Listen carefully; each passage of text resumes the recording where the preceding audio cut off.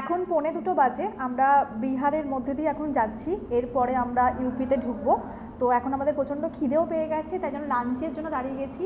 আর আমরা যেটা ট্রাই করছি, বিহারের চম্পারন মাটন শুনেছি খুব ফেমাস, যেটা হাঁড়িতে করে করা হয়। তো আমরা গুগলে সার্চ করলাম, গুগলে সার্চ করে একটা আমরা নাম দেখতে পেলাম চম্পারন মিট হাউস, তো ওখানেই আমরা চলে এসেছি। তো আমি তো একটুখানি ভাত প্রেফার করি, বাট এতটা ভাত খেতে পারবো না, এইটুকু ভাত খাবো। এই যে মাটনটা দিয়েছে, দেখতে খুব ভালো লাগছে, একটুখানি খেয়ে বলবো। ধনে পাতা এরকম ছড়ানো আছে, আমি একটু খেয়ে তোমাদের বলছি কেমন।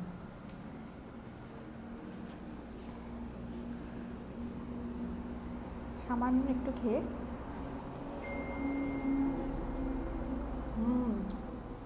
দারুণ, পুরো রসুন। আচ্ছা, এটা পুরো রসুন, ঠিক আছে, এটা রসুন। আর এটা হচ্ছে মাটন, ছোটো ছোটো এরকম পিস। সত্যি আমি রিলে দেখেছি আর কি, তো এই নিয়ে কথা হচ্ছিল, হঠাৎ করেই তারপরে পেয়েও গেলাম, খিদেও পেয়েছিল। এত সুন্দর একটা খাবার, বিহারে সত্যি খুব ফেমাস। তোমরাও বিহারে এরকম যখন গাড়ি নিয়ে লং ড্রাইভে যাচ্ছ, তাহলে অবশ্যই বিহারে কিন্তু তোমরা এরকম ভালো গুগলে সার্চ করে তোমরা ট্রাই করতে পারো চম্পারন মাটন। আমরা যেটাতে এখন দাঁড়িয়েছি, চম্পারন মিট হাউস, সত্যি দারুণ খেতে।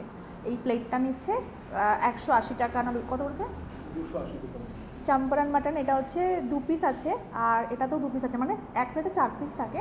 তো সেটা নিল 280 টাকা, আর ভাত হচ্ছে 60 টাকা। দারুণ।